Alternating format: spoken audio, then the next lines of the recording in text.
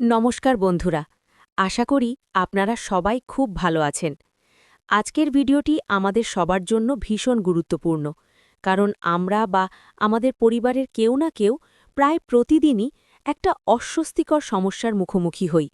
সেটা হলো পেটে গ্যাস, অম্বল বা অ্যাসিডিটি। বুকে জ্বালা পোড়া, পেট ফেঁপে থাকা বা খাওয়ার পর অস্বস্তি, এগুলো এখনকার দিনে খুব সাধারণ ঘটনা হয়ে দাঁড়িয়েছে। আমরা অনেকেই চট করে ওষুধের দোকান থেকে একটা অ্যান্টাসিড কিনে খেয়ে ফেলি। সাময়িক আরাম হয়তো পাওয়া যায়, কিন্তু কিছুদিন পর সমস্যাটা আবার ফিরে আসে। আজকের এই দীর্ঘ আলোচনায় আমরা ওষুধের ওপর নির্ভর না করে কিভাবে আমাদের রান্নাঘরে থাকা সাধারণ কিছু উপাদান দিয়ে এই সমস্যাকে গোড়া থেকে নির্মূল করা যায় তা নিয়ে বিস্তারিত কথা বলবো। আমি আপনাদের বলবো এমন কিছু ঘরোয়া পানীয় বা রেমেডি তৈরির পদ্ধতি যা হাজার বছর ধরে আয়ুর্বেদে ব্যবহৃত হয়ে আসছে। তাই ভিডিওটি শেষ পর্যন্ত দেখুন, কারণ আজকের টিপসগুলো আপনার রোজকার জীবনযাত্রাকে অনেক সহজ করে দিতে পারে। সমাধান জানার আগে আমাদের একটু বুঝতে হবে এই সমস্যাটা আসলে কেন হয়। আমাদের পাকস্থলিতে প্রাকৃতিকভাবেই অ্যাসিড তৈরি হয়, যা খাবার হজম করতে সাহায্য করে। কিন্তু যখন আমরা অনিয়ম করি, যেমন দীর্ঘক্ষণ না খেয়ে থাকা, অতিরিক্ত তেল মশলাযুক্ত খাবার খাওয়া বা খাবার ঠিকমতো না চিবিয়ে গেলা, তখন এই অ্যাসিডের ভারসাম্য নষ্ট হয়ে যায়।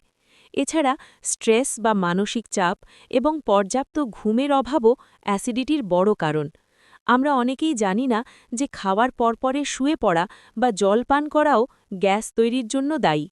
এই ছোটখাটো ভুলগুলো শুধরে নিলেই কিন্তু অর্ধেক সমস্যার সমাধান হয়ে যায়। চলুন এবার সরাসরি চলে যাই সমাধানে। আমাদের রান্নাঘরেই এমন কিছু জাদুকরী মশলা বা উপাদান আছে যা দামি ওষুধের চেয়েও ভালো কাজ করে। জোয়ান বা আজওয়াইন। গ্যাসের সমস্যায় জোয়ানের ব্যবহার বহু প্রাচীন। 1 চামচ জোয়ান হাতে নিয়ে সামান্য লবণ মিশিয়ে চিবিয়ে খেয়ে হালকা গরম জল পান করলে তাৎক্ষণিক আরাম পাওয়া যায়। অথবা 1 গ্লাস জলে 1 চামচ জোয়ান সারারাত ভিজিয়ে রেখে সকালে সেই জল ছেঁকে খেলেও দারুণ উপকার পাবেন। এটি হজম শক্তি বাড়াতে এবং পেটের বায়ু কমাতে খুব সাহায্য করে। মৌরি বা ফেনেল সিডস। খাওয়ার পর রেস্তোরাঁয় কেন মৌরি দেওয়া হয় জানেন? কারণ এটি মুখশুদ্ধির পাশাপাশি হজমে সাহায্য করে। মৌরি ভেজানো জল বা মৌরি চা অ্যাসিডিটির জ্বালাপোড়া কমাতে খুব কার্যকর।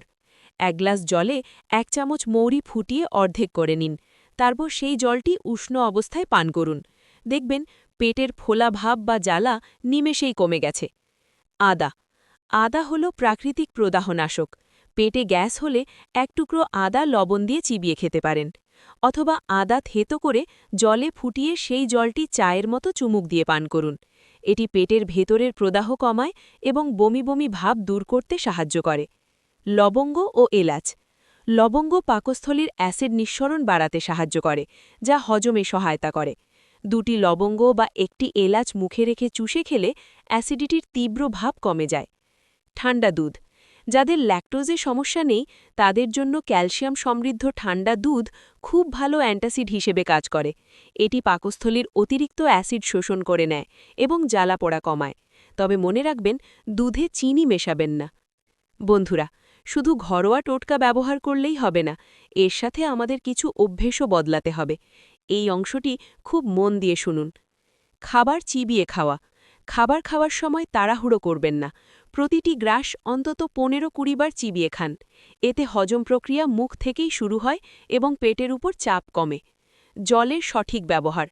খাওয়ার ঠিক মাঝখানে বা খাওয়ার পরপরই গ্লাস ভরে জল খাবেন না। খাবার অন্তত 30 মিনিট আগে বা 30 মিনিট পর জল পান করুন। রাতের খাবার।